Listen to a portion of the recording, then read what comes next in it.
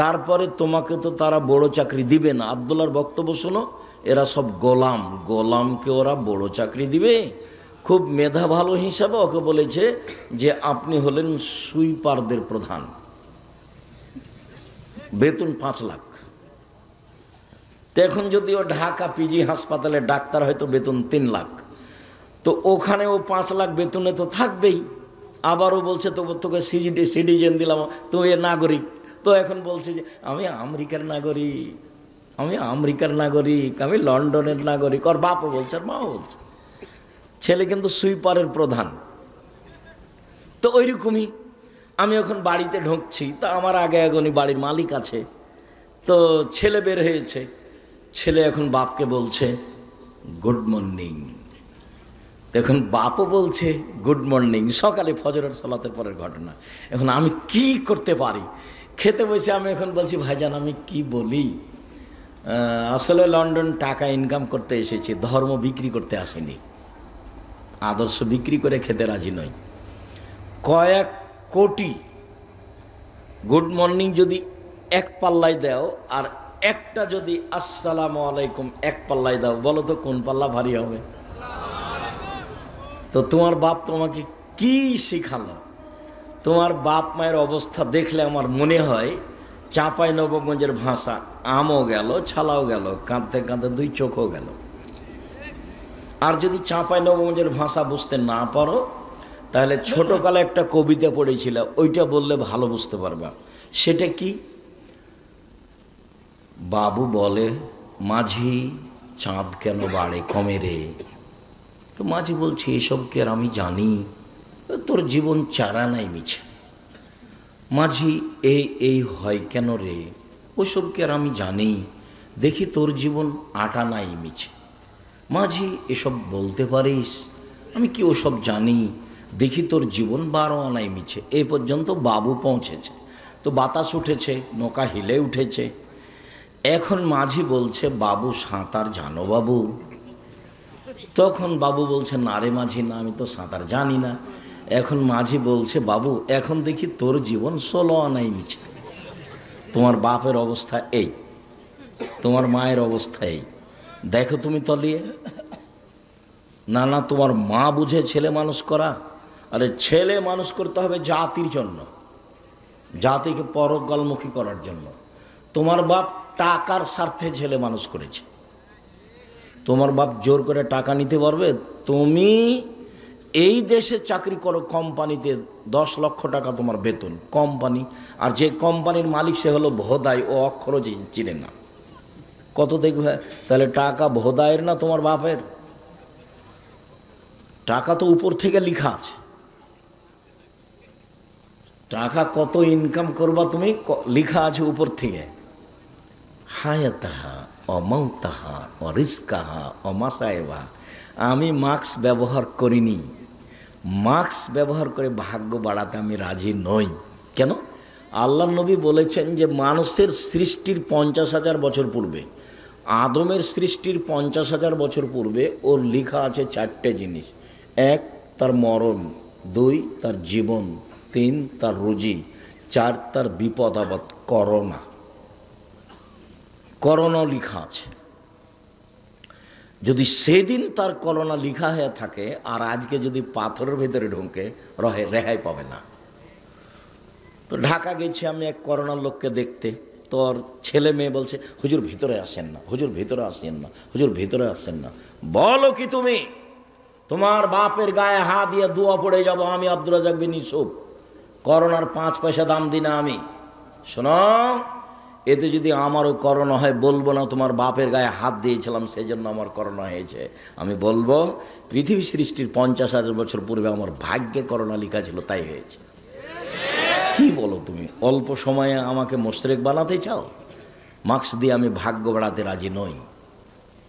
কি করলো তোমার বাপ আর কি করলো তোমার মা? আরে ঠাকুর বাঙালিদের শত্রু, ঠাকুর ঢাকা বিশ্ববিদ্যালয়ের শত্রু, ঠাকুর মুসলমানের শত্রু, ঠাকুর জাতির শত্রু। যেদিন ভারত বাংলাদেশ পাকিস্তানের মুসলমান ইংরেজদের হাতে নির্যাতিত, সেদিন ঠাকুর লন্ডনে মুছ পাকায়। সেদিন ঠাকুরের মান মর্যাদা লন্ডনে দেখে কে? সেই ঠাকুরের কবিতা আমার ছেলে পড়ে? আমি অত কাপুরুষ নই, আমি অত মূর্খ নই। আমি আপনাকে কোনো দিন শিক্ষিত মনে করতে পারিনি, না আপনাকে, না আপনার ছেলেকে, না আপনার মেয়েকে, না আপনার জাতিকে। আমি আব্দুর রাজ্জাক বিন ইউসুফ 90 সাল থেকে আছি, এইভাবেই আছি। আমার ছেলেকে সকালে উঠে 1 মিনিটের জন্য আমি বলতে দিতে রাজি নই, ও কালিমা তোমার আকাশ, ও কালিমা তোমার বাতাস। আমি 90 সাল থেকে বলে আসি তোর বাপের আকাশ, এই কথা আমি সেদিন থেকে বলে আসি। মামলা তো সুনামগঞ্জ কোর্টে 1000 কোটি টাকার, আর সিলেট কোর্টে 5000 কোটি টাকার। এই কারণে আমি নাকি ঠাকুরের নিন্দা করেছি, ঠাকুরের মানের হানি হয়েছে। কি তোর বাপের আকাশ, এটা ঠাকুরের কি হয়েছে? মানের হানি হয়েছে। ঠাকুর বলেছে ও কালিমা তোমার আকাশ, ও কালিমা তোমার বাতাস। তোমার বাপের সাজে, তোমার মায়ের সাজে, আমার সাজে না বেটা। তোমার মায়ের সাজে, তোমার বাপের সাজে, তোমার সাজে, তোমার বোনের সাজে, আমি আব্দুর রাজ্জাক বিন ইউসুফ আমার সাজে না।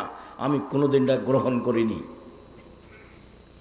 এত বড় ন্যাক্কারজনক নোংরা কথা, আল্লাহর সাথে শিরক করা, এই কাজ আমি গ্রহণ করি না, করব না ইনশাআল্লাহ। সম্মানিত দিনী ভাই বোন,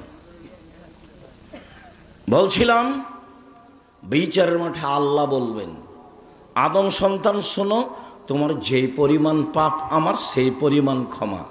আদমের ছেলে মেয়ে শোনো, তোমার যেই পরিমাণ পাপ আমার সেই পরিমাণ ক্ষমা। তোমার পাপ যত আমার ক্ষমা তত, যদি শিরক না থাকে। নেন এবার, কিন্তু বাংলাদেশ কথায় কথায় শিরক, কাজে কর্মে শিরক, ওর বিদ্যায় শিরক, ওর লেখাপড়ায় শিরক, ওর জাতাতি শিরক, ওর খাওয়া পিনা শিরক। তো কি দিয়ে টিকবে বিচারের মাঠে? তাহাজ্জুদ পড়ে হবে?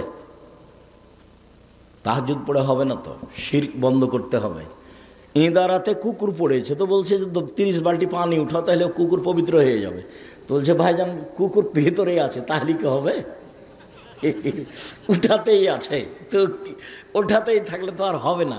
আগে ওকে উঠে ফেলতে হবে, আগে শিরক বন্ধ করতে হবে জাতির, তারপরে আল্লাহকে বলা। জাতি শিরকে ডুবে আছে, আর আপনি বলছেন আমার ছেলে বড় শিক্ষিত। আমার ছেলে গোল্ডেন পেয়েছে, আমার ছেলে লন্ডনে থাকে, আমার ছেলে উচ্চ শিক্ষিত। ছেলে তো মানুষ করবেন জাতির জন্য, যা হবে হবে। আল্লাহ রসুল বলছেন আনফেকালা ইয়ালিক মিন তাওলিক, তুমি তোমার ছেলে মেয়ের পিছনে পয়সা খরচ করো, তোমার উপার্জিত সম্পদ। এই দেশের কর্ণসূতির তালুকদার তার ছেলে মেয়েকে মানুষ করবে তালুকদারি জমিদারি দিয়ে, আপনি মানুষ করবেন চাকরি করে। আরেকজন মানুষ করবে তার ছেলে মেয়েকে দিনমজুরি করে, আরেকজন মানুষ করবে তার ছেলে মেয়েকে ভিক্ষা করে। উপার্জনের শেষ পথ ভিক্ষা, উপার্জনের শেষ পথ ভিক্ষা। ছেলে মেয়েকে মানুষ করতেই হবে, এটা আল্লাহর আদেশ। আল্লাহ রসুল বলছেন ফাবদাবে মা তাউলো, তোমার উপার্জিত সম্পদ খরচ করো তোমার ছেলে মেয়ের পিছনে। ছেলে মেয়েকে জাতির কল্যাণের জন্য মানুষ করতে হবে যে কোনো মূল্যে। মানুষ হিসাবে জীবন বাজি রেখে প্রাণপণে চেষ্টা চালিয়ে যাব।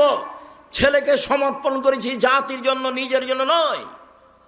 রুজি আমার ভাগ্যে যেটা লেখা আছে সেটা হবেই, আমার ছেলের ভাগ্যে যেটা লেখা আছে সেটা হবেই। যদি আমার ছেলে বিদ্যা দিয়ে বড় বিদ্বান হতো, পয়সা উপার্জন করত, তাহলে ভোদাই মালিকের অধীনে 10 লক্ষ টাকা বেতনে চাকরি করতো না। ভোদাই মালিক সে অক্ষরও চিনে না, সে কোটি কোটি টাকার মালিক। সেই হলো কোম্পানি প্রধান, এমডি ওই, আর আপনার ছেলে মেধাবী, ওখানে চাকরি করে। যখন আপনার ছেলে ওর ঘরে ঢোকে তখন বলে স্যার স্যার স্যার, এরকম করে। দেখেননি আপনার ছেলেকে? বেতন 10 লক্ষ। আপনি মনে করছেন যে অনেক টাকা, কিন্তু ওখানে যাওয়া সিজদা করে। কেন এবার হবে? গোলাম কেন? আব্দুল্লাহর বক্তব্য শোনেন, গোলাম থেকে বের হয়ে আসতে হবে, দাসত্ব থেকে বের হয়ে আসতে হবে, তারপরে কোনো কথা। এই জন্য মক্তব চালু করেছে। দেশ বিদেশ ঘুরে এসে ভাবছে যে আব্বু আপনাকে তো দেখলাম 30 বছর থেকে বক্তব্য দিতে, আর মুসলমানকেও দেখলাম দেশ ঘুরে, তাতে দেখলাম মুসলমান সব দেশেই গোলাম। দাস হিসেবে বসবাস করে। দাস থেকে জাতিকে মুক্ত করতে হলে জাতির আকীদা সংশোধন করতে হবে এবং সুন্দর করে আগে কোরআন পড়া শেখাতে হবে। সেই জন্য জীবন বাজি রেখে চেষ্টা চালাবো ইনশাল্লাহ। টেকনাফ থেকে তেঁতুলিয়া পর্যন্ত মক্তব চালু করবো ইনশাল্লাহ। জামিয়া সালাফের অধীনে আব্দুল্লাহর মক্তব চলে এখন 650। জামিয়া সালাফের অধীনে মাদ্রাসা চলে 160টা। আর চলমান জামিয়া সালাফে রাজশাহী 50 বিঘা জমির ওপরে। চলমান রাজশাহী, চলমান জামিয়া সালাফে রূপগঞ্জ নারায়ণগঞ্জ প্রায় 100 বিঘা জমির ওপরে। চলমান জামিয়া সালাফে দিনাজপুরে 20 বিঘা জমির ওপরে। চলমান রাজশাহী বরিশালে জামিয়া সালাফের জমি আছে, জামিয়া সালাফের নামে নেবরাস হিসাবে। ময়মনসিংহে আছে, ঝিনাইদহে আছে, কুষ্টিয়াতে আছে, ফেনীতে আছে, চট্টগ্রামে আছে, কুমিল্লায় আছে, আর বহু জেলায় আছে। আর এগুলো সম্পৃক্ত প্রতিষ্ঠান। এখানে আমি আরও একটা আপনাকে কথা বলতে চাচ্ছি যে আপনি দল সংগঠন করে জামিয়া সালাফের বিরুদ্ধে লড়ে অযথা পরকাল হারাবে। মুখ খুলিয়েন না, খুললে নিজেকে খাটো মনে করতে হবে। 5000 ছেলে মেয়ে পড়ে জামিয়া সালাফে। কতটি? 5। দেশের শিক্ষক মিলে শিক্ষক আছেন 300 জন। প্রতি মাসে বেতন লাগে 40 লক্ষ। শুধু খালি শিক্ষক যারা জামিয়া সালাফের অধীনে আছে। তো তার বিরুদ্ধে কথা বলে কি করবেন? নিজেকে হারাবেন, আপনার পরকালও হারাবে, ইহকালও হারাবে, টিকতে পারবেন না তো। আর জামিয়া সালাফে কোনো বিত্তশালী দিয়ে চলে না, কোনো ব্যক্তি দিয়ে চলে না, সরকার দিয়ে চলে না, বৈদেশিক সংস্থা দিয়ে চলে না। কিভাবে চলে আমি তার একটা দৃশ্য নকল করি। এই মনির কে হচ্ছে আপনার? মনির সালা। তাহলে মনিরের কি মা ছিলেন উনি না আপনার ওয়াইফ ছিলেন উনি যে হজে আমার সাথে? আমার ওয়াইফ ছিল। এই যে এনার ওয়াইফের কথা আমি নকল করি। আমি সামনাসামনি বলতে চাচ্ছি না, তো চলে আসলাম। উনি আমার আগে আগে উঠে সিঁড়িতে দাঁড়িয়ে আছে, আমি উঠছি।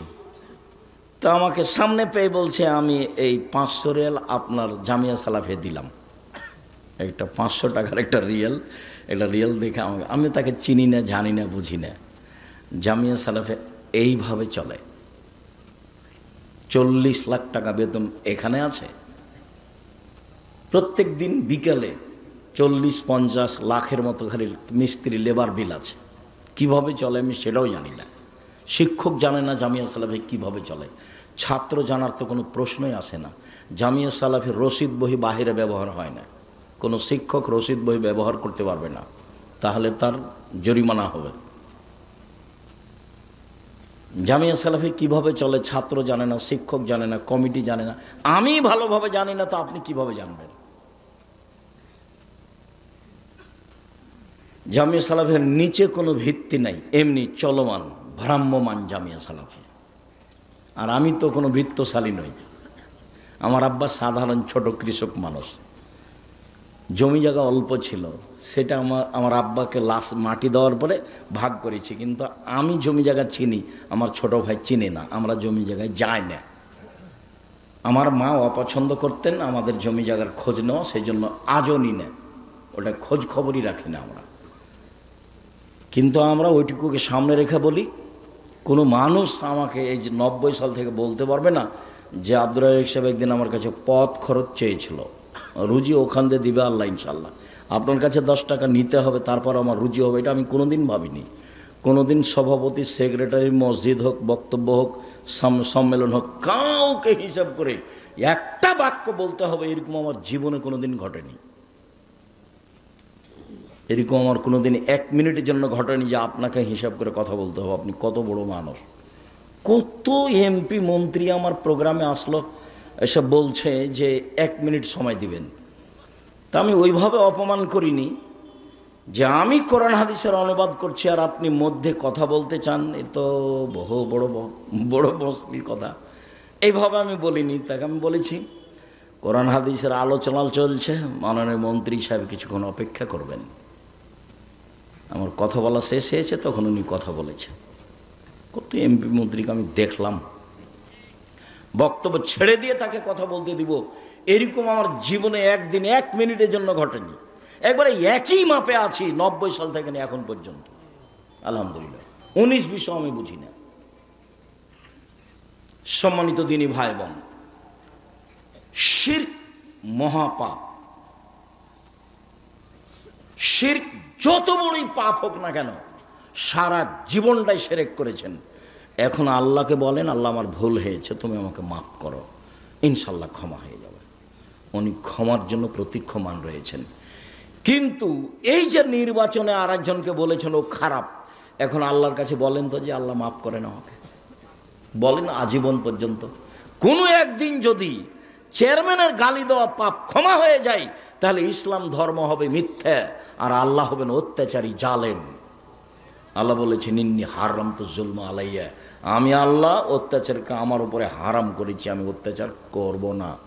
তুমি যার বদনাম করেছো ক্ষমা সেখানে নাও, আমার কাছে কেন? পাপের জগতে সুদ খাওয়া মহাপাপ। আপনাকে অবাক হতে হবে, সুদের পাপের যে ভাষা আল্লাহ নবী উল্লেখ করেছেন, পৃথিবীর কোনো পাপের ভাষা এভাবে উল্লেখ করেননি। একবার আল্লাহ রাসূল বলছেন, মাইয়াকুলু দিরহাম রিবাহু ইয়ালাম আসাদ্দু মিন সিত্তাতি ওয়া সালাসিনা জিনিয়া। কেউ যদি জেনে শুনে 1 টাকা সুদ খায়, 36 বার জেনা করে যত পাপ হবে, 1 টাকা সুদ খেলে তার চেয়ে বেশি পাপ হবে। রাসূল সাল্লাল্লাহু আলাইহি ওয়াসাল্লাম বলছেন, আর রিবা সাবুনা জুজান। আয়েশা রাদিয়াল্লাহু আনহা মাহু, সুদের পাপের 70টি ভাগ রয়েছে, ছোট থেকে বড়, বড় থেকে ছোট। তার সবচেয়ে ছোট ভাগ হলো মার সাথে জেনা করলে যেমন পাপ হয়। শিরক মহাপাপ, কিন্তু ভাষা এরকম নয়। পিতা মাতার অবাধ্য চলা পৃথিবীতে 2য় মহাপাপ, কিন্তু ভাষা এমন নয়। মিথ্যা সাক্ষী পৃথিবীতে 3য় মহাপাপ। সিরাজগঞ্জ জেলে বহু মানুষ আছে, 20 বছর 30 বছর থেকেও নিজেও জানে না আমি কেন জেলে। জজ জানে না ঘটনা কি, উকিল জানে না ঘটনা কি, সাক্ষীও জানে না ঘটনা কি। সাক্ষীকে 50,000 টাকা দিয়েছে আর বলে দিয়েছে তুই এভাবে বলবি জজের সামনে, কি আমি 2 চোখে মারতে দেখেছি। যার কথা বলছে যে আমি 2 চোখে মারতে দেখেছি, সে কিন্তু সে সিরাজগঞ্জে ছিল না সেদিন,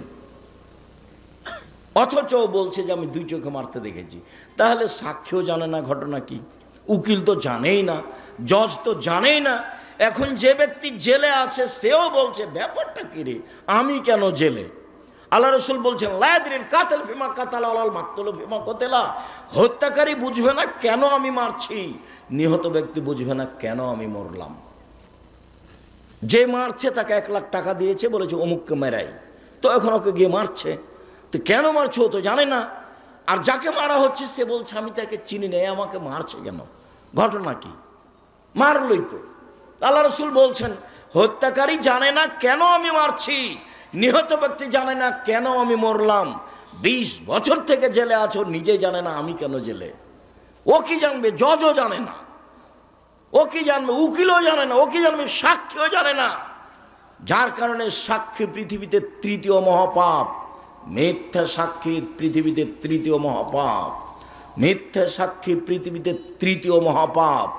2য় মহাপাপ বাপ মায়ের অবাধ্য চলা। পাপ যত বড়ই হোক, সুদের ভাষা যেভাবে আল্লাহ নবী উল্লেখ করেছেন, ভাষা এমন নয়। সাক্ষী যত বড়ই পাপ হোক না কেন, সুদের ভাষার সাথে তার মিল নেই। শুনুন, মানুষকে হত্যা করা মহাপাপ, কিন্তু ভাষা এমন নয়। সুদের পাপের ভাষা, কেউ যদি জেনে শুনে 1 টাকা সুদ খায়, 36 বার জেনে করে যত পাপ হবে, 1 টাকা সুদ খেলে তার চেয়ে বেশি পাপ হবে। পাপের জগতে কোনো পাপের ভাষা এরকম নয়। সুদের পাপের 70টি ভাগ রয়েছে। ছোট ভাগ হলো মার সাথে জেনা করলে যেমন পাপ হয়। কি দিয়ে আপনাকে আমি বুঝাই সুদের পাপের ভাষা কি? অবাক কথা, যে সুদ দিন রাত মানুষে খাচ্ছে, কোনো পাপই নয়, কোনো হিসাবই করতে পারে না। সম্মানিত দিনী ভাই বোন, সুদের আলোচনায় লম্বা আলোচনা জেনে নেবেন। এখানে বলছি সুদ যত বড়ই পাপ হোক না কেন, কোটি কোটি টাকা সুদ খেয়েছে, আজকে বলছে আল্লাহ আমি সুদের লেনদেন বন্ধ করলাম, জিন্দেগিতে আর কোনোদিন সুদের সাথে সম্পৃক্ত থাকবো না, আমি তোমার সাথে ওয়াদাবদ্ধ, তুমি আমাকে মাফ করো, ইনশাল্লাহ সব পাপ ক্ষমা হয়ে যাবে। কিন্তু আপনি কারো বদনাম করেছেন, আল্লাহকে বলেন তো এখন। এই জন্য আমি যখনই বক্তব্য দিয়েছি তখন বলেছি 4টা জিনিস মনে রাখবেন। 1 5 ওয়াক্ত সালাত, 2 হালাল রুজি, 3 কোরআন তেলাওয়াত, 4 আড্ডা পিটা নিষেধ। আড্ডা পিটা 2 ধরনের। একটা দোকানে বসে ঘন্টার ঘন্টা গল্প করছেন, কার কথা যে কি বলছেন ধোলায় অন্ধকার, ওদিকে ল্যাংটা মেয়ে নাচছে আর এই আপনি বসে আছেন আর একজনের বদনাম করছেন। আর একটা হলো মোবাইল নিয়ে ঘন্টার ঘন্টা ল্যাংটা মেয়ে দেখায়, হলো আড্ডা পিটা। এইসব আড্ডা পিটা একেবারেই হারাম, আড্ডা পিটা টোটালি হারাম, আড্ডা পিটা চিরদিনের জন্য হারাম। এক রাহুল কালামাবাদ, এই ছেলে তোমরা দাঁড়িয়ে কেন? যদি জায়গা না থাকে বসার সেটা ভিন্ন কথা, আপনারা যারা দাঁড়িয়ে আছেন দয়া করে বসে কিছুক্ষণ কথা শোনেন, আপনার বিরক্তির আগে আমরা কথা শেষ করবো ইনশাআল্লাহ। যারা সামনে বসে আছেন বসে থাকা দেখে ভালো। এই তুমি দাঁড়িয়ে আছো কেন? ওখানে কি করছো তুমি? মানুষের তোমার দাঁড়িয়ে থাকাতে কষ্ট পাচ্ছে, এটা বুঝতে চাও না তুমি? বাস তুমি মেশিন ঠিক করেছো, প্রথমে 1 মিনিট ঠিক করে তুমি বসে থাকো। রাসূল সাল্লাল্লাহু আলাইহি সাল্লাম যখন কথা বলতেন তখন সাহাবীগণকে বসতে বলতেন, এটাও সুন্নাত। কি করবে এভাবে মারামারি করে, দাপট দেখে, ক্ষমতা দেখে, মানুষকে অপমান করে, মানুষকে জেল হাজতে দিয়ে কি করবা? মরলেই জাহান্নাম। যারা দাপট দেখাচ্ছে, যারা ক্ষমতা দেখাচ্ছে, যারা মানুষকে অপমান করছে, যারা মানুষকে জেল হাজতে দিচ্ছে, এদের মরার পরই জাহান্নাম। ও হলো জালেম। আর জুলুম খুব কঠিন জিনিস, বিচারও পরে হবে।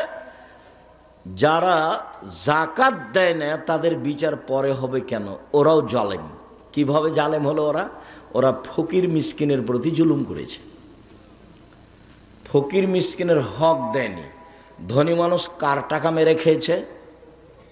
ফকির মিসকিনের।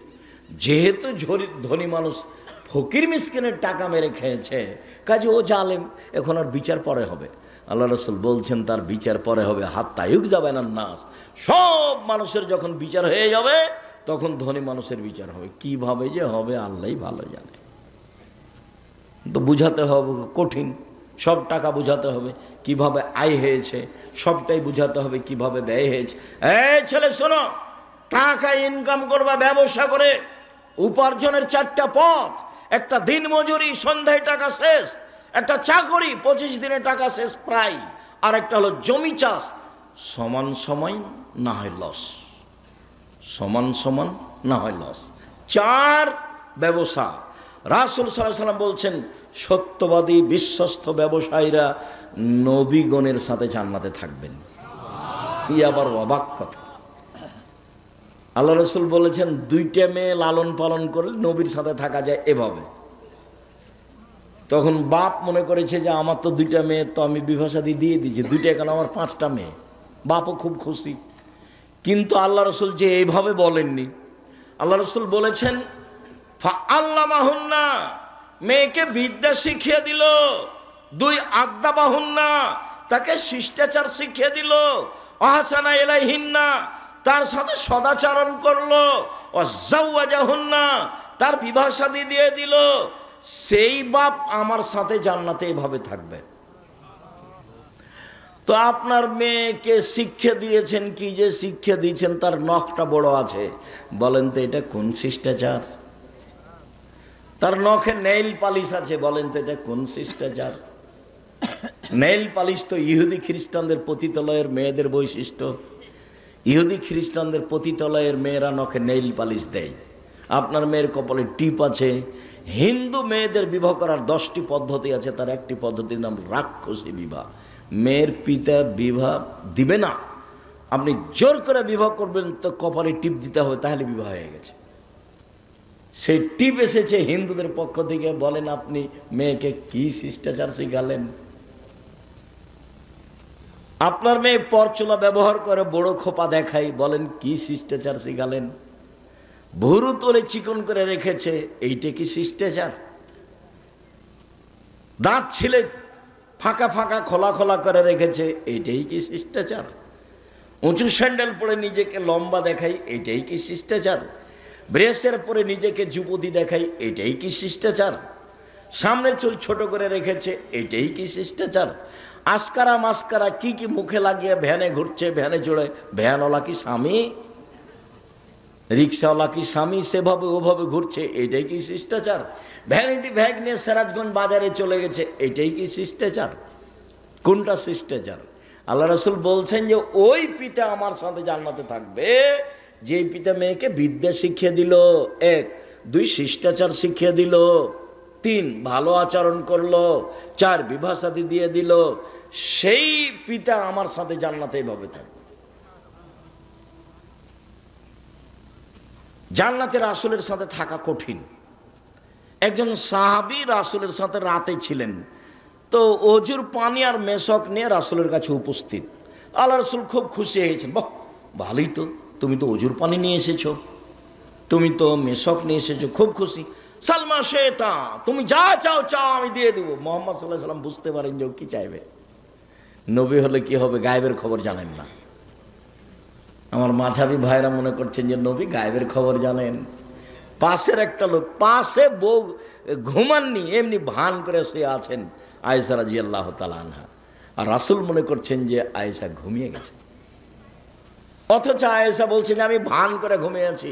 ভান করে ঘুমা বুঝেন না, ভান করে ঘুমিয়ে আছি। দেখি মুহাম্মদ সাল্লাল্লাহু আলাইহি ওয়াসাল্লাম কি করেন, কোথায় উঠে যান। দেখলাম ধীরে উঠলেন, ধীরে জুতা স্যান্ডেল পায়ে দিলেন, কাপড় গায়ে দিলেন, ধীরে দরজাটা খুললেন, আমি যেন জানতে না পারি। দরজাটা খুলে বের হলেন, বাহির থেকে দরজাটা টেনে বন্ধ করে দিলেন, চলে গেলেন। আমিও উঠলাম, দেখি কি কোথায় যান।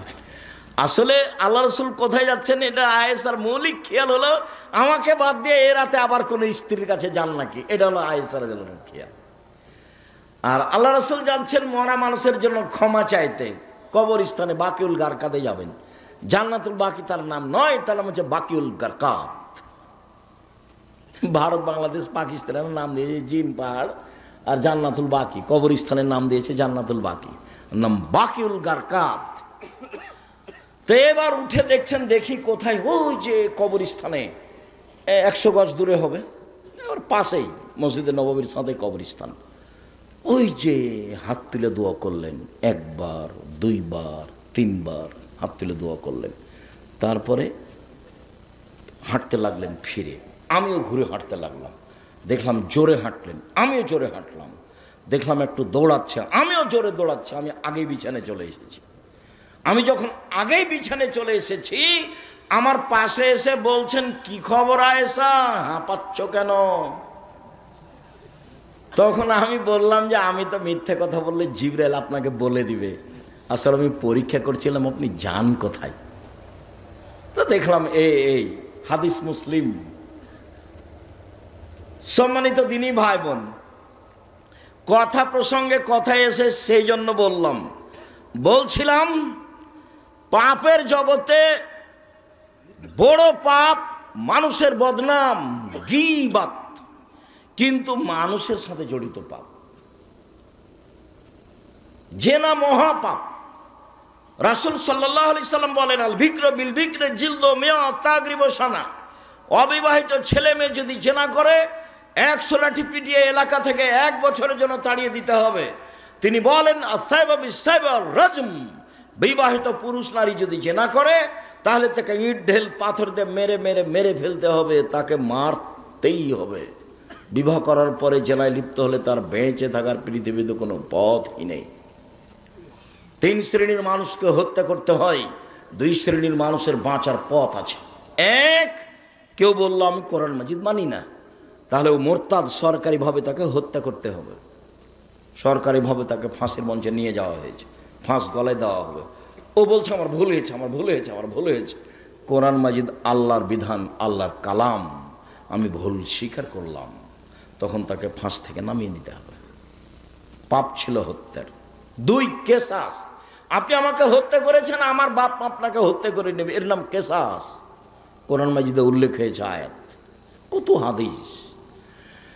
এখন আপনার কেসাস হিসাবে আপনাকে ফাঁসির মঞ্চে নিয়ে যাওয়া হয়েছে, আপনি আমাকে হত্যা করেছেন, এখন আপনার গলায় ফাঁস দেওয়া হবে। তখন আমার বাপ মা চিল্লাচিল্লি করে বলছে, আমরা মাফ করে দিলাম, কেসাস নেব না, আমরা মাফ করে দিলাম, কেসাস নেব না।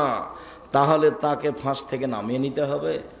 পাপ ছিল হত্যার যোগ্য, কিন্তু ফাঁসি হলো না। 3, বিবাহ করার পরে যদি কেউ জিনায় লিপ্ত হয় তাহলে তাকে ইট ঢেল পাথর দিয়ে মেরে মেরে মেরে ফেলতে হবে, ফাঁসি দিতে হবে। বেঁচে থাকার পৃথিবীতে কোনো পথঘাট নেই। 1 মিনিট। গামেদ সম্প্রদায়ের একজন মহিলা এসে বলছে আল্লাহ রসুলকে, তাহেরিনী ইয়া রাসূলুল্লাহ, আল্লাহ রসুল আমাকে পবিত্র করেন। মহিলা এসে বলছে, তখন আল্লাহ রসুল বলছেন, ইরজাই, বাড়ি ফিরে যাও, আস্তাগফিরুল্লাহ, আল্লাহর নিকটে ক্ষমা চাও, ও তুবি ইলাইহি, তুমি তওবা করো, তোমার পাপ ক্ষমা হয়ে যাবে। তখন মহিলাটি বলছে, আত্মরাদ্দেদেন কামার দাদা মাইজুবনুল মালিক, মাইজুবনুল মালিককে যেভাবে ফিরিয়ে দিয়েছিলেন তার বিচার না করে সেইভাবে কি আপনি আমাকে ফিরিয়ে দিতে চাচ্ছেন? ওয়ান্না হবলা মিনা জেনা, আমার পেটে অবৈধ সন্তান রয়েছে, দয়া করে বিচার করে দেন, আমাকে ফিরিয়ে দিন না। আল্লাহ রসুল বললেন, ইরজাই হাতা তালে দি, বাড়ি চলে যাও, যেদিন তোমার বাচ্চা প্রসব হবে সেদিন বিচার করে দেব। মহিলা চলে গেল, বাচ্চা প্রসব হয়েছে। মুসলিম গ্রন্থে এসেছে, সবে মাত্র বাচ্চা প্রসব হয়েছে, তাকে ন্যাকড়া দিয়ে জড়িয়ে রাসূলের দরবার নিয়ে এসে বলছে, এ দেখেন বাচ্চা প্রসব হয়ে, বিচার করে দেন। দৃশ্য দেখে আল্লাহ রসুল অবাক হয়ে বলছেন, ইরজাই, বাড়ি ফিরে যাও, ফারদেই হে, বাচ্চাকে দুধ খাওয়াও, হাত্তা তাফতেমি হে, যেদিন বাচ্চা দুধ ছেড়ে দেবে সেদিন নিয়ে আসিও, বিচার করে দেব। মহিলা বাচ্চা নিয়ে চলে গেল, বাচ্চাকে 2 বছর দুধ পান করালো। 2 বছর পরে বিচারালয় উপস্থিত, তখন বাচ্চার হাতে এক টুকরা রুটি রয়েছে। এই রুটি প্রমাণ করে বাচ্চা খাদ্য খেতে পারে। ফাওয়াসাদাহু বেদ রাজুলিন মিনাল মুসলিমিনা, বাচ্চাটাকে একজন মুসলমানের হাতে সমর্পণ করলেন আল্লাহ নবী, যাও এই বাচ্চা তুমি লালন পালন করো। সঙ্গী সাথী, এই যাবো বেহা, মহিলাকে মাঠে নিয়ে যাও, আহফিরুল্লাহ সাদরিহা, মাঠে নিয়ে গিয়ে গর্ত খুঁড়ে বুক পর্যন্ত মাটিতে পুঁতে দাও। ফার জেমুহা, এরপরে চতুর্দিক থেকে ইট ঢেল পাথর মেরে মেরে তাকে বিদায় করো। সাহাবীগণ বলছেন, আমরা তাকে মাঠে নিয়ে গেলাম, গর্ত খুঁড়ে বুক পর্যন্ত মাটিতে পুঁতে দিলাম, চতুর্দিক থেকে ইট ঢেল পাথর মারতে লাগলাম। খালিদ বিন ওয়ালিদ বলছেন, একটা পাথর আমি তার মুখের উপরে মারলাম, ফাতানাজ্জাহা দাম আলা ওয়াজহি খালিদ, পাথরটা মুখে লেগে মুখ ফেটে রক্ত ছিটে খালিদের গায়ে লাগলো। ফাসাব্বাহা, খালিদ তাকে গালি দিয়ে বসলেন, এমনটা হতে পারে? ছি ছি ছি ছি ছি ছি, একজন জেনাকারিনী মহিলার গায়ের রক্ত আমার গায়ে লাগলো, এমনটা কিছু হতে পারে? আল্লাহ রসুল বলেন, মাহারে না খালিদ, খালিদ থামো, গালি দিও না। এ মহিলা এত ক্ষমা চেয়েছে, এ মহিলা এত তোবা করেছে, এ মহিলা এত ক্ষমা চেয়েছে, এ মহিলা এত তোবা করেছে। যদি বড় থেকে বড় পাপী এভাবে তোবা করে তবে তার পাপ ক্ষমা হবে। খালিদ, একে গালি দিও না। আবার তিনি বলেছেন, খালিদ, মদিনার লোককে যদি তার তোবা ভাগ করে দেওয়া হয় সবার পাপ ক্ষমা হয়ে যাবে। তারপরে তিনি তার জানাজা করলেন, কাফন দাফন করলেন। তার মানে তিনি ঘোষণা দিলেন তার পাপ ক্ষমা হয়ে গেছে। 1, 2, জানাজা করলেন মানে তার পাপ ক্ষমা হয়ে গেছে। 3, কাফন দাফন তিনি নিজে করলেন মানে তার পাপ ক্ষমা হয়ে গেছে। এরপরেও পৃথিবীর এত বড় মানুষ, পৃথিবীর ইতিহাসে এত বড় দামি মানুষ জন্ম নেয়নি, কেউ নেবেও না কেউ। বিচারের মাঠে তিনি যা বলবেন তাই হবে। তার নাম মুহাম্মদ সাল্লাল্লাহু আলাইহি সাল্লাম। এত বড় মানুষ বুঝতে পারলেন তার পাপ ক্ষমা হয়ে গেছে, কিন্তু তাকে মাফ করতে পারলেন না। যাও, তোমার বিচার হবে না, তোমার তওবা কবুল হয়ে গেছে, তোমার শাস্তি হবে না, এই কথা তিনি বলতে পারলেন না। মানে তিনি শরীয়তের কাছে নিজেই জিম্মি। মানে বিবাহ করার পরে কেউ যদি জেনায় লিপ্ত হয় তাহলে তার বেঁচে থাকার পৃথিবীতে কোনো পথ নেই। এরপরেও যদি বিচার না হয়, আল্লাহর কাছে যদি কান্নাকাটি করে ক্ষমা চায়, তাহলে এই পাপ ক্ষমা হবে ইনশাআল্লাহ। কিন্তু যার বদনাম করেছেন দোকানে বসে, সেই পাপ আল্লাহর কাছে ক্ষমা চান দেখি। বুঝাতে পারিনি গীবাত কাকে বলে। যদি আমি বুঝাতে না পারি তাহলে আমার ব্যর্থতা। কথা সত্য, কিন্তু আপনাকে বুঝাতে পারলাম না। আমি বলেছি জিন্দেগিতে কখনো আর ওই দোকানের সামনে বসবেন না। আড্ডা পিটা চিরদিনের জন্য হারাম। দুইজন যেখানে আছে সেখানে যাবেন না। জমি চাষ করে খান, উপার্জনের পথ চারটে, দিন মজুরি করে খান, বাস সন্ধ্যায় সময় শেষ, মরে গেলাম, দুনিয়া শেষ। তারপরে আপনি চাকরি করে খান, ছোট হোক বড় হোক যেটাই হোক না কেন বৈধ, জমি চাষ করে খান, ব্যবসা করে খান। আমি কলার বিক্রি করে চকলেট বিক্রি করে খেতে হবে এই কথা আমি বলিনি। আমি চকলেট বিক্রি করে খেতে হবে মানে বলেছি কম থেকে কম পয়সার ব্যবসা করো। শ্বশুরের কাছে যৌতুক নিও না। ভিক্ষা করা টাকা দিয়ে চাউল কিনে ভাত খেয়ে বাদাত কবুল হবে, শ্বশুরের কাছে টাকা নিয়ে ওই টাকা দিয়ে চাউল কিনে ভাত খেয়ে বাদাত কবুল হবে না, এটাই চূড়ান্ত। তখন আমি বলেছি ভিক্ষা করে খাও। শ্বশুরের কাছে টাকা নিলে কেন? আরে ভিক্ষা করে খাবো কেন? মানুষের বাড়িতে কাজ করে খাবো। আব্দুর রাজ্জাক সাহেব ভিক্ষা করার কথা বলেন কেন? আমি তোমাকে ভিক্ষা করার কথা বলিনি, আমি তোমার বাপকে নিন্দা করেছি। তোমার বাপ কেন মানুষের টাকা নিল? তোমার বাপকে আমি এই জিনিসটা বলতে চেয়েছি, তোমাকে বলতে চেয়েছি। তোমার বাপের মুখ কালো হয়ে আছে, দেখো তুমি এখন পাশে, তুমি টাকা নিয়েছো, তোমার বাপ তো জানে, তোমার মা তো জানে। শ্বশুরের কাছে টাকা নিলে কেন? বছর শেষে একটা লুঙ্গি কিনে দিতে বলেছি শ্বশুরকে, আব্বা আমি গরিব মানুষ, দিনমজুরি করে খাই, দেন একটা লুঙ্গি নেন, আমি আপনার জন্য উপহার কিনেছি। 15-20 বছর যাবৎ মানুষ করে মেয়েটা তোমার হাতে দিয়েছে, তুমি শুকরিয়া আদায় করো না কেন? তুমি তাকে গালি দাও কেন? তুমি তার নিন্দা করো কেন? তুমি শ্বশুর বাড়িতে যাবো না বলে রাগ করো কেন? একটু বিভাষাতে লাগলে তুমি বাঁকা হয়ে বসে থাকো, আমি যাব না, আমি যাব না। তখন তোমার শ্বশুর পা ধরে, তোমার শাশুড়ি পা ধরে, তোমার শ্যালকেরা পা ধরে। তুমি কি পেয়েছো?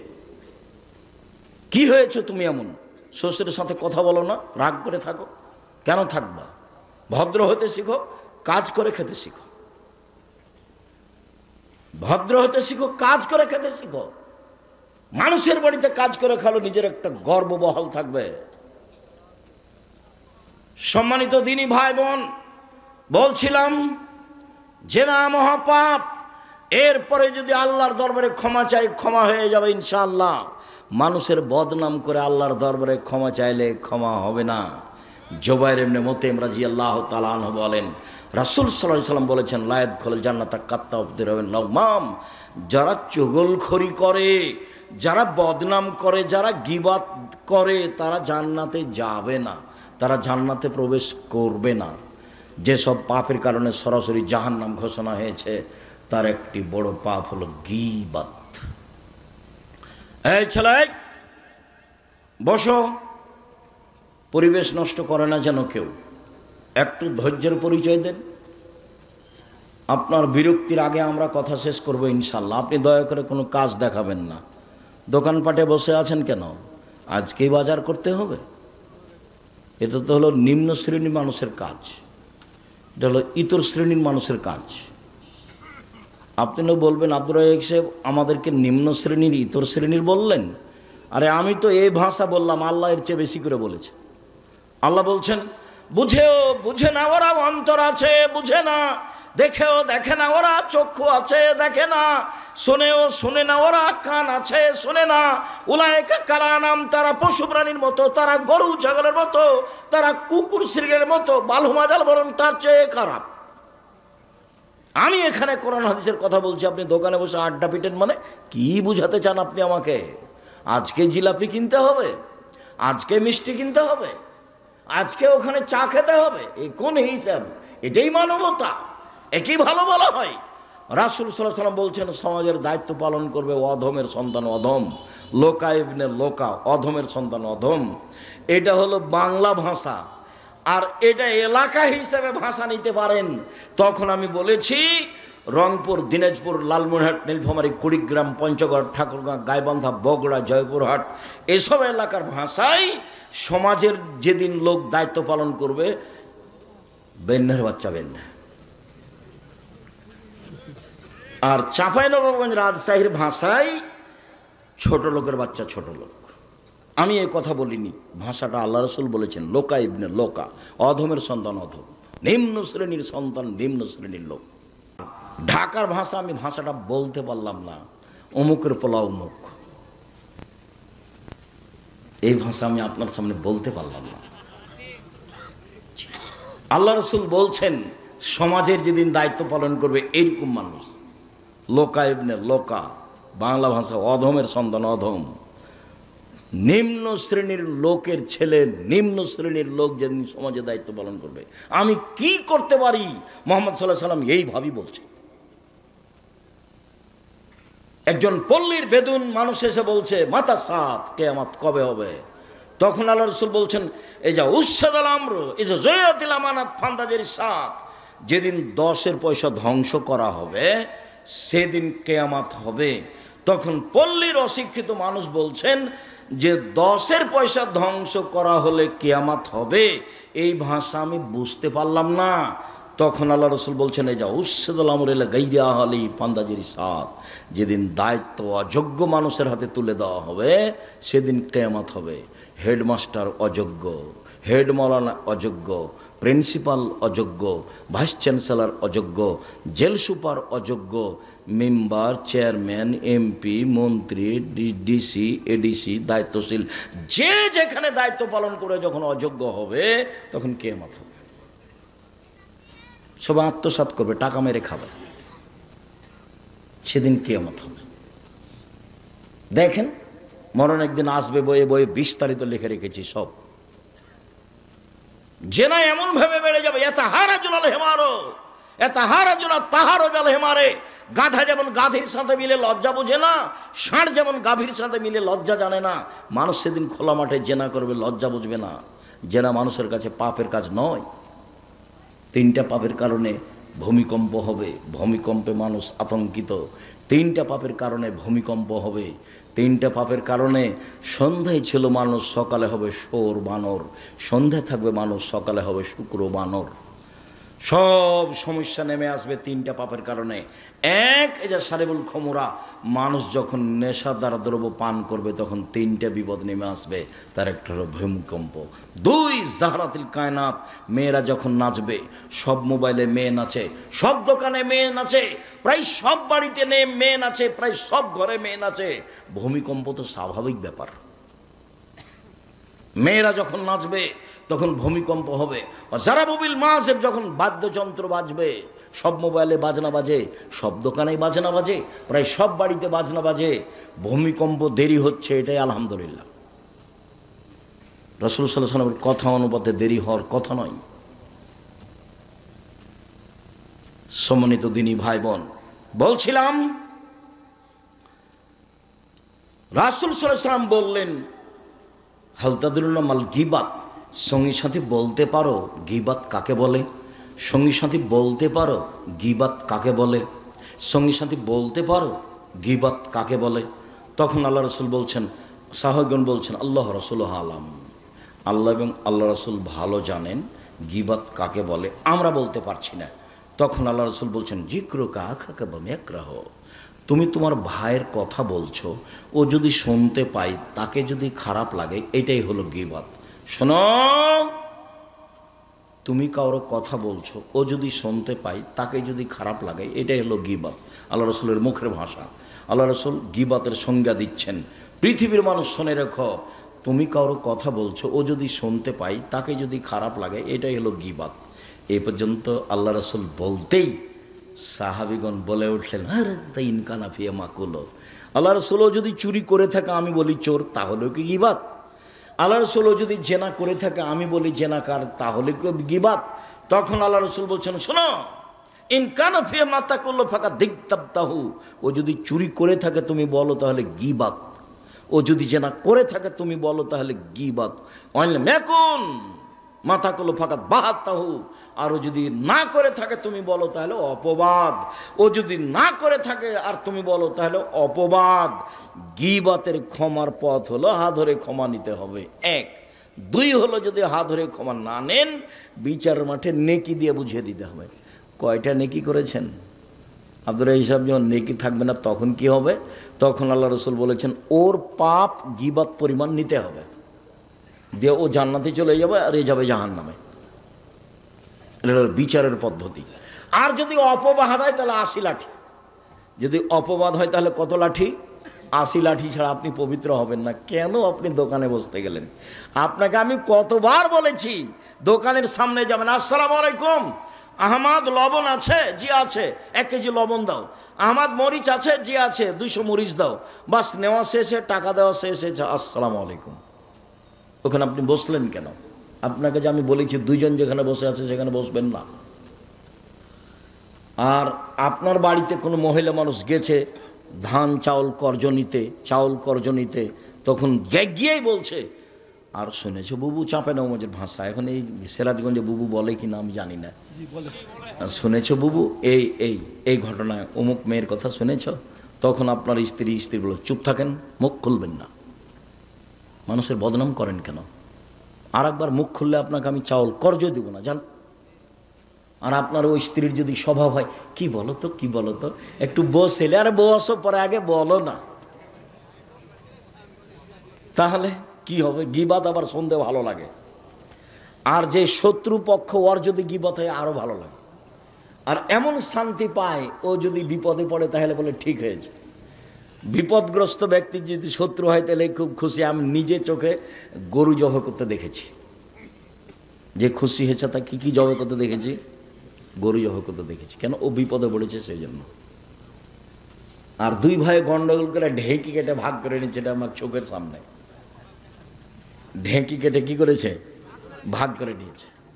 2 ভাই দিন রাত স্বামী স্ত্রী খেলে ওর বদনাম করে, নিজের ভাইয়ের ঝগড়াতে এভাবে বলছে। তখন আমি পাশে দাঁড়িয়ে, গ্রামের ছেলেপিলা মানুষ সামনে দৌড়ে গেছি, যে বাড়িতে ঝগড়া হচ্ছে। তখন বলছে, থাম, আমি তো এখান থেকে চলে যাব, আমার ভাগটা এমন লোকের কাছে বিক্রি করব যে তোকে গুতাতে পারে। অথচ আল্লাহ রসুল বলছেন, নিজের ভাই যখন বলবে জমি আমি কিনবো না, তুমি যার কাছে ইচ্ছা বিক্রি করো, তখন তুমি অন্যের কাছে বিক্রি করতে পাবা। তাছাড়া তোমার বিক্রি নিষেধ, কথা মুহাম্মদ সাল্লাল্লাহু আলাইহি ওয়াসাল্লাম বলছে। কথা বুঝাতে পারিনি, আর একবার বলি।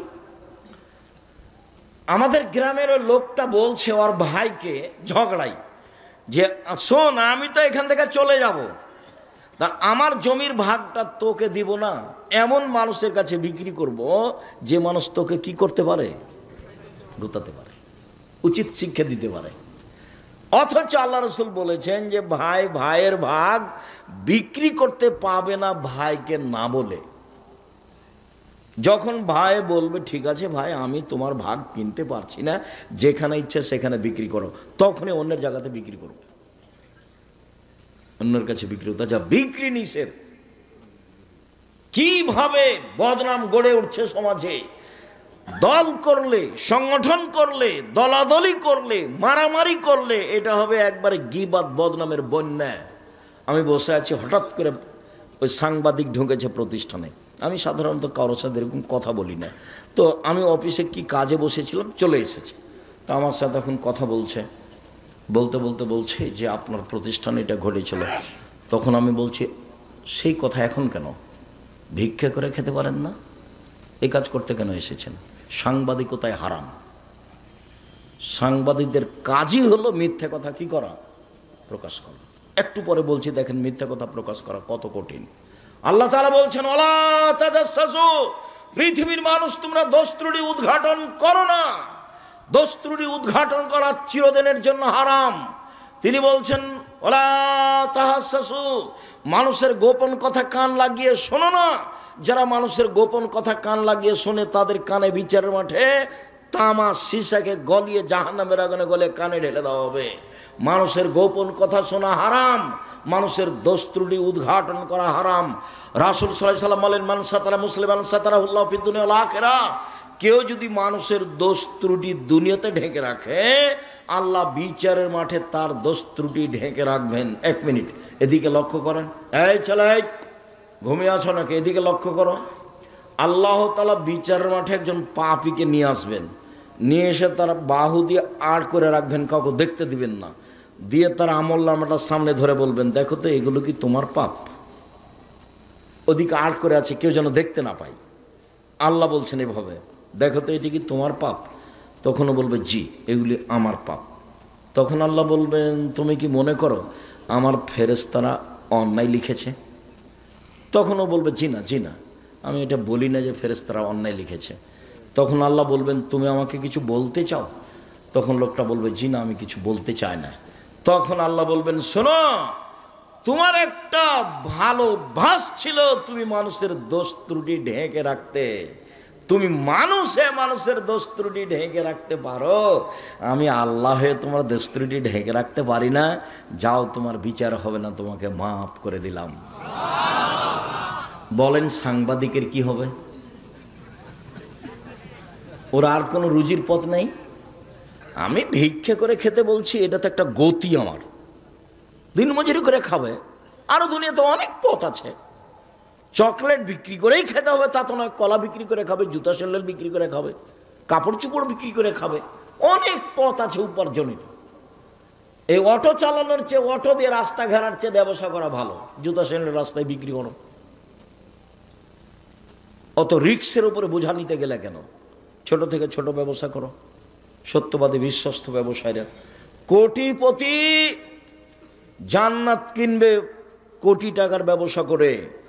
আমি জান্নাত কিনবো জুতা স্যান্ডেল বিক্রি করে ফুটপাতে।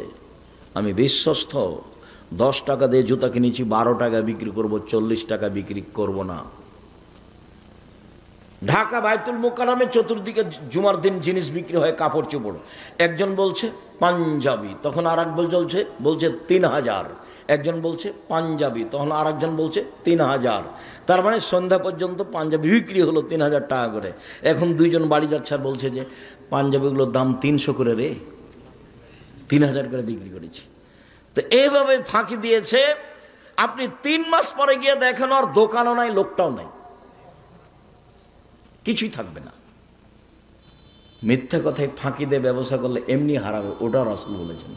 এখানে যেমন বলেছেন সত্যবাদী বিশ্বস্ত ব্যবসায়ীরা নবীদের সাথে থাকবে, ওটাও তো এমন বলেছেন মিথ্যা কথা ফাঁকি দিয়ে ব্যবসা করলে সব কিছুই হারাবে।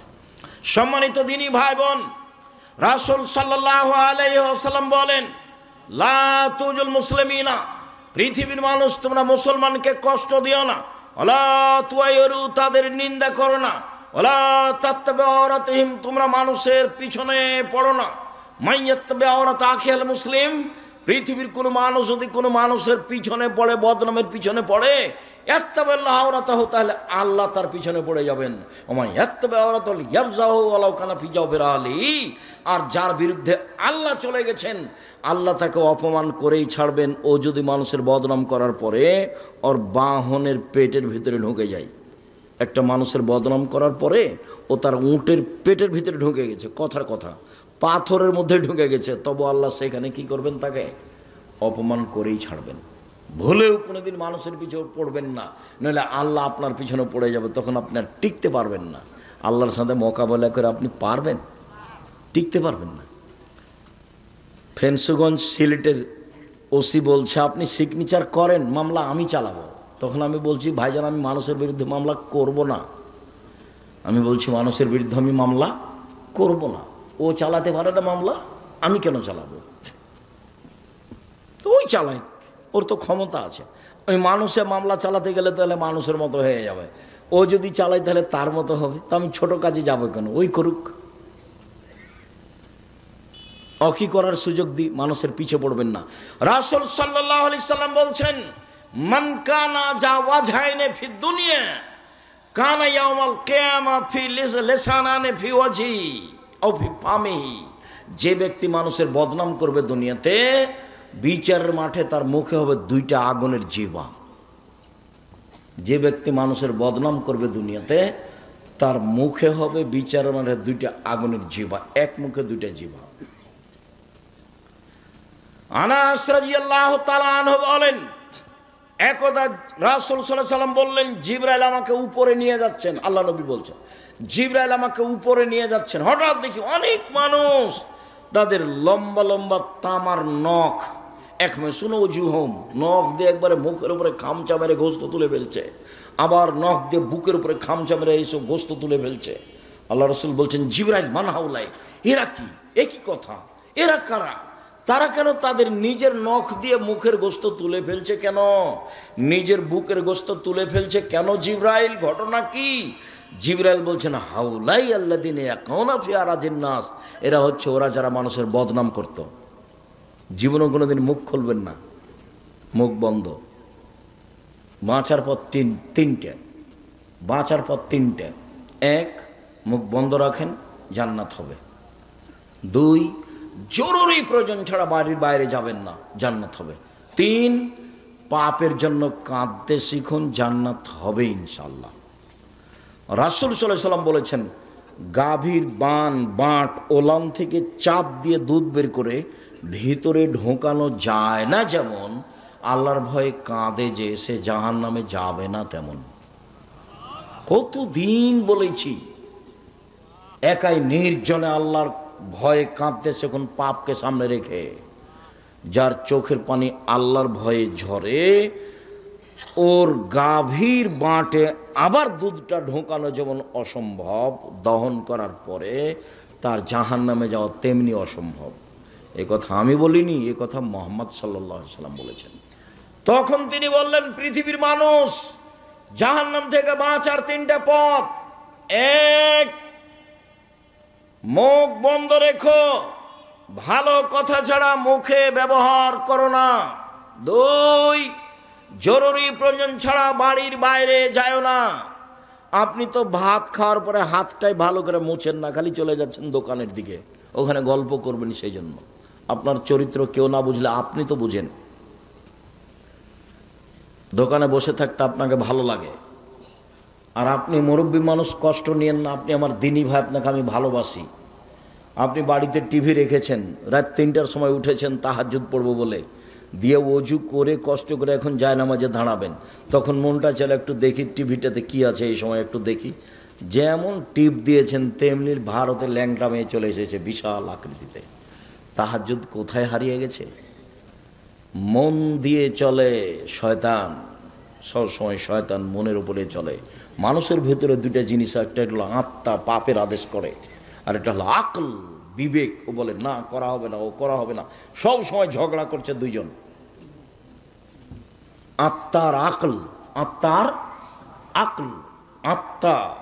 ইউসুফ আলাইহিস সালাম বলছেন, ইন্না নাফসালা আমারাতু বিসসুই, আত্মা পাপের আদেশ করে। আমি বলি না নিখুঁত আমি, তবে আমি বলছি জুলাইখাকে জাতির সামনে ঘোষণা দিতে হবে, আমি অন্যায় করেছি, ইউসুফ করেনি। যখন জেলে বলতে গেল, ডাকতে যাওয়া হলো, ইউসুফ আপনাকে দেশের সরকার ডেকেছে, আপনি জেল থেকে বের হন।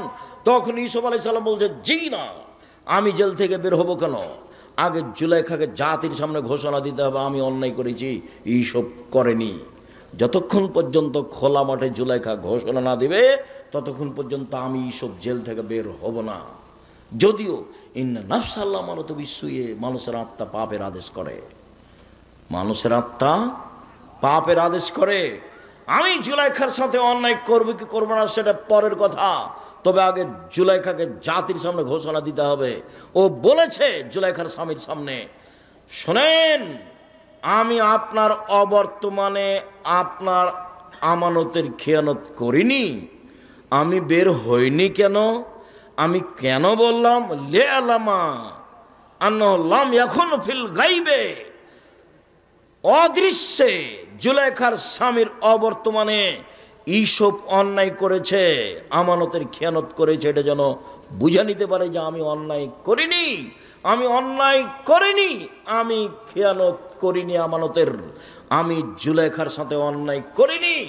জাতির সামনে ঘোষণা না দেওয়া পর্যন্ত আমি জেল থেকে বের হব না।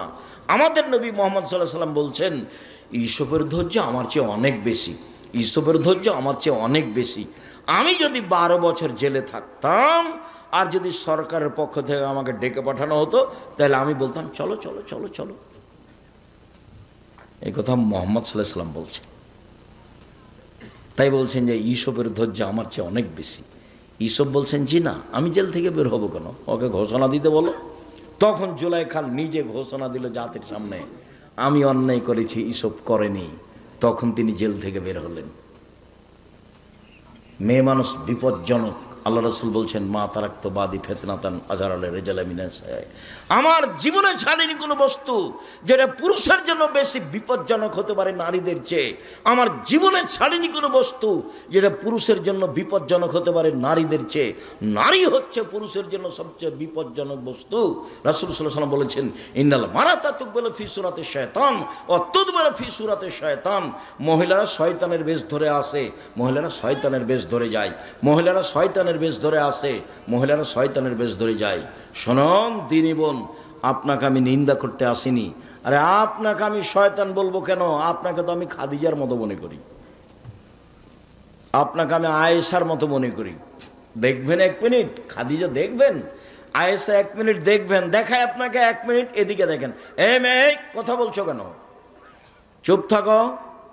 1 মিনিট দেখায় আপনাকে খাদিজা কাকে বলে, আয়েশা কাকে বলে। দেখেন আয়েশা রাদিয়াল্লাহু তাআলা আনহা বলেন, আমার ঘরে হলো আমার স্বামীর কবর, তখন আমি কবরের পাশে যাই, মাথায় কাপড় দিই না, অত খেয়াল করি না আমি, কেন এটা আমার স্বামীর কবর। কয়দিন পরে সেখানে কবর হলো আমার বাপের, তখন আমি এমনিতে যাই কবরের পাশে, কেন এটা আমার আব্বার কবর, এটা আমার স্বামীর কবর, আমি অত খেয়াল করি না। কয়দিন পরে সেখানে কবর হলো উমারের, আমি আয়েশা উমারের কবরকে লজ্জা করে, একজন বেগানা পুরুষের কবর আছে এখানে, সেদিন থেকে আমি মাথায় কাপড় না দিয়ে কবরের পাশে যাই না। আয়েশা রাদিয়াল্লাহু তাআলা কবরকে লজ্জা করেন, একজন বেগানা পুরুষের কবরকে লজ্জা করেন আয়েশা রাদিয়াল্লাহু তাআলা আনহা। আর আপনি এখন নগ্ন পোশাকে আছেন, ভ্যানিটি ব্যাগ ঘাড়ে আছে, ফ্যাশন বোরকা আছে, বলেন আমি কি বলতে পারি আপনাকে? নখ বড় আছে, নখে নেইল পালিশ আছে, কি বলতে পারি? এখন আমি নিরুপায় বলেছি যে তোমার বাপ নেই। তোমার বাপ যদি থাকতো তো এমন হলো কেন তুমি বলো? তখন আমি নিরুপায় হয়ে বলেছি যে দেখেন বাপ কাকে বলে, পিতা কাকে বলে দেখেন। তাহলে আজকে 1 মিনিট বলি, এই ছেলেরা দেখো তো পিতা কাকে বলে, দেখো তো তুমি আজকে তোমার বাপকে চাচা বলে ডাকবা না আব্বা বলে ডাকবা, বিবেচনা করো। আমি নিশ্চিত জানি যে এটা তোমার আব্বা, এটা আমি জানি, কিন্তু আমি তোমাকে কেন বলছি যে এটাকে আর বাপ বলো না চাচা বলো, আমি দুঃখে বলেছি। কেন? তোমার আব্বাকে আমি বুঝাতে পারিনি যে বাপ কাকে বলে। 1 মিনিট। আয়েশা রাদিয়াল্লাহু তাআলা আনহা বলেন, আমরা এক সফর থেকে আসছিলাম, হঠাৎ করে গলার হার হারিয়ে গেল, খুঁজে পাই না, আমরা বড় বিপদে পড়ে গেলাম। পানি নেই, অজু করতে পারি না, সালাত আদায় করতে পারি না, হার খুঁজেও পায় না। আমি আমার বড় বোনের হারটা নিয়ে এসেছিলাম আসমার, আমি খুব চিন্তিত। জনগণ আমার আব্বার কাছে গেল, আমার আব্বাকে বলল, আপনি কি জানেন আয়েশা কি ঘটিয়েছে? কি ঘটিয়েছে? ও তো গলার হার হারিয়েছে, আমরা খুঁজে পাচ্ছি না, যেতেও পারছি না। তাই এই কথা শুনে আবু বকর সিদ্দিক আমার নিকটে আসলেন। তখন আমার স্বামী আমার উরু রানের উপরে মাথা দিয়ে ঘুমিয়েছিলেন মুহাম্মদ সাল্লাল্লাহু আলাইহি সাল্লাম। এসে ফাল্লাকা জানি লাকজাদান সাদিদা, আমার কোমরের উপরে এত জোরে মারলেন, খুব জোরে মারলেন। ওই সময় আমার স্বামী আমার উরু রানের উপরে মাথা দিয়ে ঘুমিয়েছিলেন। উনি যদি ঘুমিয়ে না থাকতেন তাহলে আবু বকর সিদ্দিকের মায়ের কারণে, আমার বাপের মায়ের কারণে আমি দূরে সরে যেতাম। 1 মিনিট কথা বলার পূর্বে আর একটা কথা বুঝাই। আমাদের দেশের বাঙালি গতিতে যদি শ্বশুর গিয়ে দেখে মেয়ের ঘরে যে মেয়ের উরু রানের উপরে মাথা দিয়ে জামাই ঘুমিয়ে আছে, তাহলে বাপ ওখানে না গিয়ে এইভাবে ঘুরবে। ভাইজান বুঝাতে পেরেছি কথা? কিন্তু শরীয়ত এমন নয়। আয়েশা রাদিয়াল্লাহু তাআলা এভাবে বলছেন, আমার আব্বা আসলেন, আবু বকর সিদ্দিক আসলেন, খুব জোরে মারলেন, পৃথিবীর সবচেয়ে বড় মানুষে মারলেন। নবী রাসূল ব্যতীত পৃথিবীর ইতিহাসে আদম থেকে নিয়ে কিয়ামত পর্যন্ত আবু বকর সিদ্দিকের মতো দামি মানুষকে জন্ম নিবেও না। আবু বকর সিদ্দিক রাদিয়াল্লাহু তাআলা মারলেন, পৃথিবীর সবচেয়ে বড় মানুষে মারলেন, পৃথিবীর সবচেয়ে বড় মহিলাকে মারলেন। পৃথিবীর ইতিহাসে আয়েশা রাদিয়াল্লাহু তাআলার দামি মহিলা আর কেউ নেই পৃথিবীতে। সবচেয়ে বড় মহিলাকে মারলেন, সবচেয়ে বড় মানুষের সামনে মারলেন। নবী রাসূল নির্বিশেষে জনগণের সবার মাঝে দামি মানুষ হলেন মুহাম্মদ সাল্লাল্লাহু আলাইহি সাল্লাম। এত বড় দামি মানুষ আর কেউ পৃথিবীতে আসেনি, আসবেও না। সবচেয়ে বড় মানুষের সামনে মারলেন। বিবাহদারী মেয়েকে মারলেন, পূর্ণ যুবতী মেয়েকে মারলেন, জামাইয়ের সামনে মারলেন, হাত দিয়ে মারলেন, দিন দুপুরে মারলেন, 1400 মানুষের সামনে মারলেন। সবচেয়ে বড় মানুষে মারলেন, সবচেয়ে বড় মহিলাকে মারলেন, সবচেয়ে বড় মানুষের সামনে মারলেন, জামাইয়ের সামনে মারলেন, দিন দুপুরে মারলেন, খোলা মাঠে মারলেন, 1400 মানুষের সামনে মারলেন, হাত দিয়ে মারলেন, বিবাহদারী মেয়েকে মারলেন। পূর্ণ যুবতী মেয়েকে মারলেন, এত বড় বাপে এত বড় বেটিকে এত বড় মানুষের সামনে মেরে দিলেন। ভুল কোথায় গলার হারটা হারিয়ে গেছে খেয়াল করতে পারেননি, সেই জন্য। আর আপনার মেয়ে দিন রাত নখে নেইল পালিশ দিয়ে নখ বড় বড় করে ঘুরে, আপনি ধমক দিতে পারেন না, আপনি আবার বাপ। ছি, থু। আপনার মতো বাপ বেঁচে থাকা আমি আব্দুর রাজ্জাক বিন ইউসুফ চাইনি। আপনি মরে গেলে জামিয়া সালাফে আপনার ছেলে মেয়েকে লালন পালন করবে ইনশাআল্লাহ। 5000 ছেলে মেয়ের মধ্যে 519 জন আছে ইয়াতিম অসহায়। কালকে যদি আরও 500 জামিয়া সালাফে গিয়ে ঢোকে, লালন পালনের সমস্যা হবে না ইনশাআল্লাহ।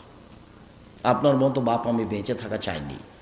আর যদি বেঁচে থাকতে চান তাহলে বাপের মতো হয়ে বেঁচে থাকেন। বাপ কাকে বলে? এই যে দেখেন, বাপ কাকে বলে? এই যে দেখেন, পৃথিবীর সবচেয়ে সেরা মহিলাকে পিটিয়ে দিলেন। মেয়ে কোনোদিন বাপের সামনে বড় হয় না, 7 ছেলের মা হলেও। মেয়ে মেয়ে, বাপ বাপই। আপনি যেভাবে বুঝেছেন শরীয়তে ভাবে নয়। আপনি ছেলে মেয়েকে যেভাবে লালন পালন করতে শিখছেন শরীয়তে ভাবে নয়। সম্মানিত দিনী ভাই বোন, রাসূল সাল্লাল্লাহু আলাইহি ওয়াসাল্লাম বলেছেন, আলোচনার শেষে চলে আসলাম, অনেক কথা থেকে গেল, রাসূলের কথার শেষে চলে আসলাম। তিনি বলেছেন, পৃথিবীর মানুষ যদি 2টা জিনিসের জিম্মেদারি নিতে পারে, আমি তার জান্নাতে নিয়ে যাওয়ার জন্য জিম্মেদারি নিলাম। এক, কেউ যদি মুখে কারো বদনাম না করে, আমি তাকে জান্নাতে নিয়ে যাব। কিভাবে নিয়ে যাব সেটা আমার ব্যাপার, বুখারী মুসলিম। 2, কেউ যদি জেনায় লিপ্ত না হয়, আমি মুহাম্মদ সাল্লাল্লাহু আলাইহি ওয়াসাল্লাম তাকে জান্নাতে নিয়ে যাব। কিভাবে নিয়ে যাব সেটা আমার ব্যাপার। তাকে জিজ্ঞাসা করা হলো, আল্লাহ নবী, সবচেয়ে মানুষ বেশি বেশি জাহান্নামে যায় কেন, কিভাবে? তখন তিনি বললেন, আল ফারজ আল ফাম, মুখের কারণে মানুষ বেশি বেশি জাহান্নামে যাবে, আর লজ্জা স্থানের কারণে মানুষ বেশি বেশি জাহান্নামে যাবে। যখন মুখ কন্ট্রোল করতে পারবে না, তখন ও জাহান্নামে চলে যাবে। একদা রাসূল সাল্লাল্লাহু আলাইহি ওয়াসাল্লাম বললেন, সঙ্গী সাথী বলতে পারো মানুষকে পিছন দিক থেকে ধাক্কা মেরে জাহান্নামে নিক্ষেপ করে কি? সঙ্গী সাথী বলতে পারো মানুষকে পিছন দিক থেকে ধাক্কা মেরে জাহান্নামে নিক্ষেপ করে কি? সঙ্গী সাথী বলতে পারো মানুষকে পিছন দিক থেকে ধাক্কা মেরে জাহান্নামে নিক্ষেপ করে কি? এ কথা বলতে বলতে ফাঁকা জেলেছে নাও, জিভাটা ধরে নিয়েছে, নিজের জিভা, জিভা মানুষকে পিছন দিক থেকে ধাক্কা মেরে জাহান্নামে নিক্ষেপ করে। বলেন আর দোকানে বসবেন কি না? বলেন কারো আর বদনাম করবেন কি না? দল সংগঠন করে আর একজনের বদনাম করে পরকাল হারায়েন না। নিজে উপার্জন করেন, প্রয়োজনে দিন মজুরি করে নিজে উপার্জন করে নিজে খাই। আমার আব্বা বলতেন, আমার নিজের আব্বার কথা বলছি, আমার আব্বা বলতেন, বেটা কারোর টিনের বাড়ি দেখে তুমি যদি খড়ের বাড়ি জ্বালিয়ে দাও তোমাকে থাকতে দেবে না, তো তোমার খড়ের বাড়িটাই তোমাকে কি করতে হবে? মূল্যায়ন করতে হবে। আর একজনের পিছনে পড়ে দিন হা হা করে ঘুরে ঘুরে বেড়াবা, আর আর মানুষের বদনাম করবা, আর ওকে বলবে অমুকের চরিত্র ফুলের মতো পবিত্র, তাহলে তুমি জান্নাত পেয়ে যাওয়া অত সহজ হয়ে গেল? 5 ওয়াক্ত সালাত যে কোনো মূল্যে, মাঠে ঘাটে যে কোনো জায়গাতে যে কোনো মূল্যে 5 ওয়াক্ত সালাত নামাজ, কোনো প্রকার আপোষ নেই। 2, হালাল রুজি। 3, কোরআন তেলাওয়াত। 4, আড্ডা পিটা হারাম। জান্নাত হবে ইনশাআল্লাহ, জান্নাত হবে ইনশাআল্লাহ। 1, 5 ওয়াক্ত সালাত। 2, হালাল রুজি। 3, কোরআন তেলাওয়াত, অন্তত সূরা ইখলাস, অন্তত সূরা ইখলাস প্রত্যেক দিন সকালে অন্তত 3 বার পড়ে বলবেন, এ দেখেন আল্লাহ আমি কোরআন মাজিদ পড়েছি, বাস অন্তত 3 বার। সূরা ইখলাস 3 বার পড়লে 1 বার কোরআন মাজিদ পড়ার সমান নেকি হবে। জীবনে কি করলেন? মানুষের পিছনে ঘুরে পড়াশোনা করলেন, শিরক করে ঠাকুরের গান গলে, আবার চাকরি করতে আসলেন তো চুরি বা প্রতারণা, চুরি না হয় প্রতারণা, আর না হলে অনলাইনে ব্যবসা করলে তুমি বুঝতে পারলে না কিসের ব্যবসা করছি, কীভাবে যে টাকা ইনকাম হলো। এই ছেলে, এই ব্যবসা করলে টাকা লাগে। টাকা 2 ধরনের, আমার টাকা তোমাকে ব্যবসা করতে দিয়েছি, তখন লাভ চুক্তি হারে ভাগ হবে, হাদিস সহি। ব্যবসা পার্টনারে, তোমারও টাকা আমারও টাকা, তখন লাভ বেশি হবে কিন্তু টিকে থাকা কঠিন। কেউ যদি 10 টাকা সরিয়ে দেয় তখন আল্লাহ বলবেন, পার্টনারে ব্যবসা 2 জন করলে 3য় জন আল্লাহ, 4 জন মিলে করলে 5ম জন আল্লাহ, 10 জন মিলে করলে 11তম আল্লাহ, একজন যদি 10 টাকা সরিয়ে নেয় তখন আল্লাহ বলে যে তোমরা থাকো আমি গেলাম, তখন মারামারি লেগে যাবে, তখন জেল হাজত কি দাঁড়ানো কিছু হবে। নিজে একাই ব্যবসা করে, ছোট থেকে ছোট, বড় থেকে বড়, ফলাফল ভালো হবে ইনশাআল্লাহ। সকল দিনই ভাই বোনকে 5 ওয়াক্ত সালাত আদায় করার আন্তরিকভাবে অনুরোধ জানিয়ে জোরালোভাবে বলতে চাচ্ছি যে আজকের আলোচনা বদনাম গীবাত সম্পর্কে করছিলাম। অবশ্যই তাকে জোরালোভাবে মূল্যায়ন করার চেষ্টা করবেন। কারো বদনাম করে জীবিকা নির্বাহ করতে রাজি নই, কাউকে খাটো করে জেল হাজত দিয়ে ক্ষমতা দেখিয়ে দাপট দেখিয়ে জীবিকা নির্বাহ করতে রাজি নই। আর কারো পিছনে পড়িয়েন না, পড়ে ক্ষতিগ্রস্ত হবেন। তারপরে যেটা কথা, আমি আব্দুর রাজ্জাক বিন ইউসুফ চেষ্টা চালিয়েছি মুখে কলমে মিডিয়ায় জীবন বাজি রেখে দিন প্রচার করা। এই যে মুখে বলছি, এই যে সামনে মিডিয়া আছে আর পাশে বই পুস্তক আছে। আবদুল্লাহর বই আছে কিনা দেখেন, আমার বই সব বক্তব্যগুলো উপদেশ বইয়ে পাবেন, নামাজ শিক্ষা বইয়ে পাবেন। আর 1000 ফতোয়া একসাথে দিয়ে একটা বই বের করা হয়েছে, যা আমি সব চয়ন করেছি, যেগুলো আরও বড় বড় মুফতিদেরকে নিয়ে। বইগুলো নিয়ে যাবেন অবশ্যই। সকল দিনই ভাই বোনের শুকরিয়া আদায় করি। আর এখানে ভর্তি